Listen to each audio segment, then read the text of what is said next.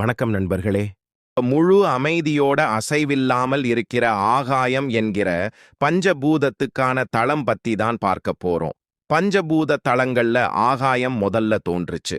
அந்த வகையில பஞ்சபூத தளங்கள்ல முதல் தளமா சிதம்பரம் இருக்குதுன்னு ஒரு பேச்சு வழக்கு இருக்குது.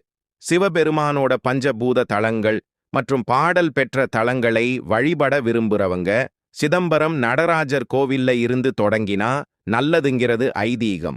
இந்த சிதம்பரம் நடராஜர் கோவில் கடலூர் மாவட்டத்தில் இருக்கு. சுமார் 1000 ஆண்டுகளுக்கு முன்பாவே கட்டப்பட்டதா நம்புறாங்க. இந்த கோயில் 51 ஏக்கர் பரப்பளவுல பிரம்மாண்டமா அமைஞ்சிருக்கு. சிதம்பரம் கோயிலுக்குள்ள போனதும் எந்த பிரகாரத்துக்கு எப்படி போறது, முதல்ல எந்த சாமியை கும்பிடுறது, இது மாதிரி குழப்பம் வந்துரும். அந்த அளவுக்கு பெரிய கோயில், மூர்த்தி, தளம், தீர்த்தம் ஆகிய 3 பெருமைகளையும் சிதம்பரம் கொண்டதா இருக்கு. இறைவன் இந்த தளத்துல நடராஜர் என்ற உருவமாகவும், ஆகாயம் என்கிற அருவமாகவோ, ஆதிமூலன் நாதர் என்கிற உருவமாகவும் காட்சி தர்றாரு. இந்த தளத்தின் மூலவர் ஆதிமூலநாதர், தாயார் சிவகாம சுந்தரி. இந்த தளத்தின் தள விருட்சம் தில்லைமரம் தீர்த்தமா, சிவகங்கை தீர்த்தம், பரமானந்த கூபம், வியாகரபாத தீர்த்தம், அனந்த தீர்த்தம், நாகசேரி பிரம்ம தீர்த்தம், சிவப்பிரிய புலிமேடு குய்ய தீர்த்தம், திருப்பார்கடல் தீர்த்தங்களும் இருக்கு. சிவகங்கை தீர்த்த குளம் 4 பக்கமும் நல்ல படிக்கட்டுகளோட அமைச்சிருக்கிறாங்க. இது போல தமிழகத்துல வேற எந்த கோயில்லையும் இல்லை. சிவகங்கை தீர்த்த குளம் பக்கத்துல ஒரு சின்ன தூண் நட்டு இருப்பாங்க. அங்கிருந்து பார்த்தா 4 ராஜகோபுரங்களையும் ஒரு சேர் தரிசனம் செய்ய முடியும். முதல்ல தல வரலாறை பார்க்கலாம். வசிஷ்ட மாமுனிவரோட உறவினரான மத்தியந்தர் என்கிற முனிவருக்கு மழன்னு ஒரு மகன் பிறந்தான். அவனுக்கு ஆத்ம ஞானம் கிடைக்கணும்னா தில்லைவன காட்டுல இருக்க சுயம்பலிங்கத்தை கும்பிட சொல்லி முனிவர் சொன்னாரு. அப்புறம் மழன் தில்லைவனம் வந்து அங்க இருக்க லிங்கம் தினமும் பூஜை செஞ்சாரு. பூஜைக்கு தேவையான பூக்களை பொழுது விடிஞ்ச பின்னாடி எடுத்தா தன்னோட பூஜை தவம் செய்ய நேரமாகுது. பூக்கள்ல இருக்க தேனை வண்டுகள் குடிச்சிருது. அதனால இந்த மலர்கள் பூஜைக்கு ஏற்றது இல்லைன்னு நினைச்சு மன வருத்தத்தோட ஒவ்வொரு நாளும் பூவை எடுத்து பூஜை செய்யறாரு. இந்த குறைய சாமி கிட்ட சொல்றாரு. பொழுது விடியறதுக்கு முன்னாடி பூ பறிக்க இருட்டுல பூ தெரியல. பொழுது விடிஞ்சிட்டா பூவில் இருக்கும் தேனை வண்டு குடிச்சு பூவை எச்சில் பண்ணிருதுன்னு வருத்தப்பட்டாரு. உடனே சாமி மரங்கள்ல ஏறுறதுக்கு வசதியா வழுக்காம இருக்க புலியினுடைய கை கால்களையும் இருட்டுல நல்லா கண் தெரியற மாதிரி கண் பார்வையையும் உனக்கு கொடுத்தோம்னு சொல்றாரு. அப்புறம் புலி கை கால்களை பெற்றதால உன் பேர் வியாக்கிரபாதர்னு சொன்னாரு. மலன் ரொம்ப மகிழ்ச்சியோட தினமும் பூஜை செஞ்சுக்கிட்டு வந்தாருன்னு தல வரலாற்று குறிப்பு சொல்லுது. அடுத்து மாணிக்கவாசகர் என்கிற சிவபக்தரோட பாடல்களை மாணிக்கவாசகர் பாட பாட சிவபெருமானே வேதியர் வடிவில வந்து மாணிக்கவாசகரின் திருவாசகத்தை தனது கையாலேயே எழுதி கொடுத்து திருவாத ஊரார் கூற திருச்சிற்றம்பலம் உடையான்னு எழுதியதுன்னு கையெழுத்து போட்டு மறைஞ்சிட்டாரு. அதற்கு அப்புறம்தான் எழுதியது இறைவன்னு மாணிக்கவாசகர் புரிஞ்சுகிட்டாரு. மாணிக்கவாசகரின் வரிகள் சிவபெருமானோட இதயத்தை தொட்டதாலோ என்னவோ நம்ம அத்தனை நெஞ்சங்களையும் அன்பிற்கு உருக செய்யுது.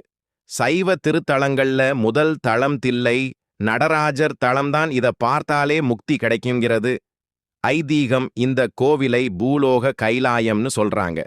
முன்காலத்துல இந்த தளம் பாண்டியர்கள், சோழர், பல்லவர், விஜயநகர அரசுகளால புனரமைக்கப்பட்டு வந்ததோடு மட்டுமல்லாம இந்த அரசுகள் இந்த தளத்துக்கு மானியங்களும் கொடுத்திருக்கிறாங்க. சிதம்பரம் கோவில் திருமூலர், பதஞ்சலி, வியாக்கிரபாதர் ஆகிய முனிவர்களால வணங்கப்பட்டிருக்கு. 275 பாடல் பெற்ற சிவத்தலங்கள்ல முதல் முக்கிய இடம் வகிக்கும் தளம் இதுதான். திருவாசகத் தலங்கள்ல ஒன்னாகவும் திருவிசைப்பா, திருப்பல்லாண்டு திருத்தலங்கள்ல ஒன்னாகவும் விளங்குது. திருமூலர் தனது திருமந்திரம் என்கிற நூல்ல இந்த கோயிலை புகழ்ந்து நிறைய பாடல்கள் எழுதியிருக்கிறாரு. இந்த தளத்தை அப்பர் சுந்தரர், சம்பந்தர், மாணிக்கவாசகர் 4வரும் புகழ்ந்து பாடியிருக்கிறாங்க.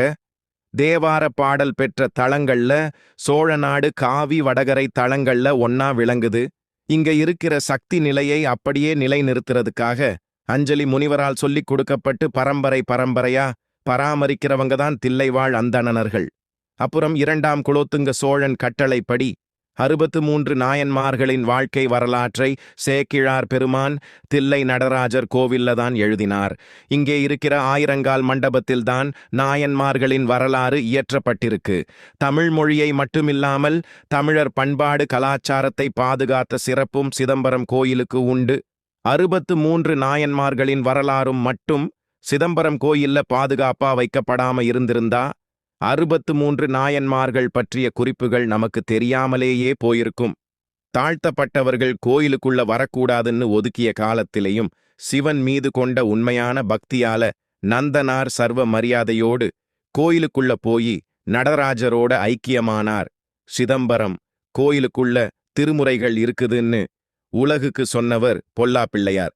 அதனால பிள்ளையாரை மூத்த நாயனார்னு சொல்றாங்க.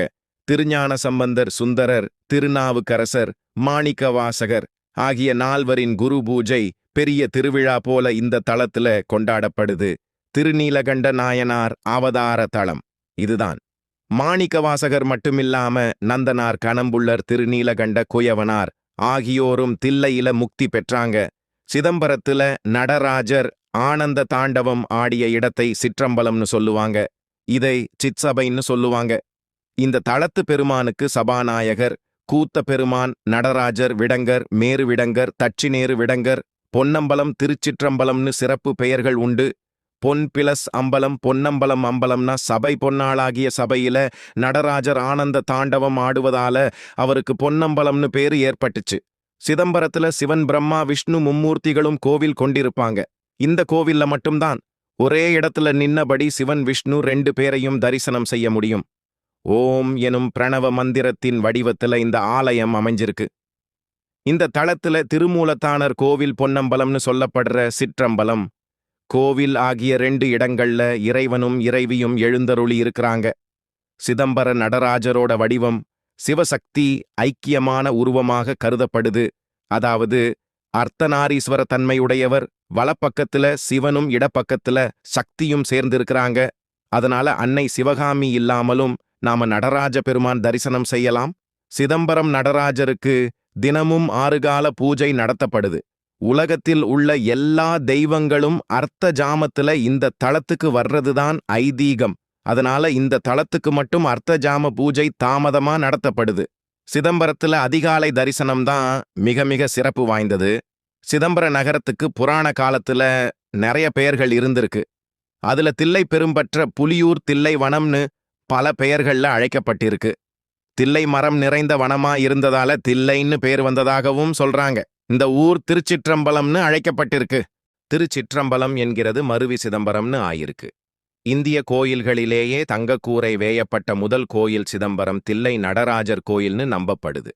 சோழர் ஆட்சி காலத்துல முதலாம் பராந்தக மன்னன் இந்த அரும்பெரும் காரியத்தை செஞ்சு முடிச்சாரு. அவரோட முயற்சியால தில்லை நடராஜர் கோவிலுக்கு தங்கக்கூரை கிடைச்சது. மனித உடலின் அமைப்புல நடராஜர் சன்னதி அமைஞ்சிருக்கு. அத பார்க்கலாம். மனிதரின் உடம்பும் கோவிலுங்கிறதை விளக்கும் வகையில சிதம்பரம் நடராஜர் கோயில் அமைஞ்சிருக்கு. மனித உடலானது அன்னமயம், பிராணமயம், மனோமயம், விஞ்ஞானமயம், ஆனந்தமயம்னு 5 சுற்றுகளை கொண்டது. அதுபோல கோவில்ல 5 பிரகாரங்கள் இருக்கு. மனித உடலின் இதய பகுதி உடலின் 2 பக்கங்களை இணைப்பது போல இதய பகுதியா சிதம்பரம் கோயில் இருக்கு. நடராஜ பெருமானுக்குரிய விமானம் கூட இதய வடிவுதான் அமைஞ்சிருக்கு. உலகத்துல எத்தனையோ சிவன் கோயில்கள் இருக்குது. எல்லா கோவில்களிலும் சிவலிங்கமே கோயிலின் மூலவராயிருக்கும். ஆனா சிதம்பரம் கோவில் மட்டும் விதிவிலக்கு. சிவபெருமான் மனித உருவத்துல நடனமாடிய காட்சியில் இருக்க உலகின் ஒரே கோவில். இதுதான் நடன கலைகளோட தந்தையான சிவபெருமான் நடனமாடும் தோற்றம் நடராஜர்னு அழைக்கப்படுது. பொதுவாவே பரதநாட்டியம் ஆடுறவங்க தில்லை நடராஜரை வணங்கின பின்னாடிதான் ஆடுவாங்க. அவரே இந்த கலையின் கடவுளை போட்டப்படுறாரு. இவரோட நடன அசைவுகள்ல இருந்துதான் பரதநாட்டியம் என்கிற கலை பிறந்ததா நம்பப்படுது. இந்த கோயிலோட சிற்பங்கள் எல்லாமே பரதக் கலையின் முத்திரைகளை வச்சிருக்கிற மாதிரியே இருக்கும். நடராஜருக்காக இந்த கோயில்ல நாட்டியா அஞ்சலி என்கிற நாட்டிய விழா ஒவ்வொரு வருஷமும் சிறப்பா கொண்டாடப்படுது. உலகின் பல்வேறு இடங்கள்ல நாட்டியம் பயிலும் கலைஞர்கள் தங்களுடைய நாட்டியத்தை இங்க அர்ப்பணிக்கிறாங்க. அவங்க இங்க வந்து நாட்டியார்ப்பணம் செய்யறதை மிகப்பெரிய பாக்கியமா நினைக்கிறாங்க. அடுத்து சிதம்பர ரகசியத்தை பார்க்கலாம். நம்ம ஊர்ல ஒரு சொல் வழக்கு இருக்கு. அப்படி என்ன சிதம்பர ரகசியம் பேசுறேன்னு சொல்றதை கேட்கிறோம். அப்படி அந்த சிதம்பர ரகசியத்துல என்ன இருக்கு? நடராஜர் சன்னதிக்கு பக்கத்துல சிதம்பர ரகசிய பீடம் இருக்கு. சிறு சபையில சபாநாயருக்கு வலப்பக்கத்துல ஒரு சின்ன வாசல் இருக்கும். இது திருவம்பல சக்கரம், அன்னார்சன சக்கரம்னு சொல்லுவாங்க. இது திஸ்கரன்ங்கிற நீல வஸ்திர திரையால மூடப்பட்டிருக்கும். திரையை விளக்கும்போது ஆரத்தி காட்டுவாங்க. பரிபூரணமான வெட்ட வெளிதான் சிதம்பர ரகசியம். இந்த வாசல்ல உள்ள திரை விளக்கப்பட்டு ஆரத்தி காட்டுறப்ப அங்க சிலையோ வேற காட்சிகளோ நம்ம கண்ணுக்கு தெரியாது. தங்கத்தால செய்யப்பட்ட வில்வத்தலை மாலை ஒன்னு தொங்குற காட்சி மட்டும்தான் தெரியும். இதோட ரகசியம் இறைவன் இங்கு ஆகாய உருவில முடிவும் முதலும் இல்லாது இருக்கிறார் அப்படிங்கிறது தான். ஆகாயத்துக்கு ஆரம்பமும் கிடையாது, முடிவும் கிடையாது. வெட்ட வெளியில அவனை உணரதான் முடியுங்கிறது தான் இதோட அர்த்தம். இந்த சிதம்பர ரகசியத்தை வேண்டிக்கிட்டு திட சங்கல்பத்தோட ஒருத்தன் தரிசனம் செய்தால் நினைத்தது நினைத்தபடி பலன் கிடைக்கும். ஆனா எந்த பலனையும் நினைக்காம தரிசனம் செய்தால் ஜென்ம விமோசனம் கிடைக்கும்கிறது நம்பிக்கை. இதைத்தான் பார்த்தாலே முக்தி தரும் தில்லைன்னு சொல்றாங்க. சிதம்பர ரகசியத்தின் விளக்கத்தை பார்க்கலாம். இது மனக்கண்ணால தரிசிக்க வேண்டிய ஒண்ணு. அதாவது திரை என்பது மாயை, திரையை விளக்கினா ஒளி தெரியும். அதுபோல நம்ம மனசுல உள்ள மாயை விலகினா ஞானம் பிறக்குங்கிறது தான் இதோட விளக்கம். இந்த அருவ நிலைதான் இங்க மூலஸ்தானம். அருவ வடிவமாக இறைவன் இங்கு ஆகாய உருவலா இருக்கிறாங்கிறதை உணர்த்துறது தான் இந்த வெட்டவெளி. அதனால சிதம்பரம் ஆகாய தளமா போற்றி வழங்கப்படுது. இந்த தளம் பூலோக கைலாயம் பார்த்தாலே முக்தி கிடைக்கும். இவ்வளவு சிறப்பு வாய்ந்த தளத்துக்கு ஒரு முறையாவது எல்லாரும் போய் தரிசனம் செய்துட்டு வாங்க.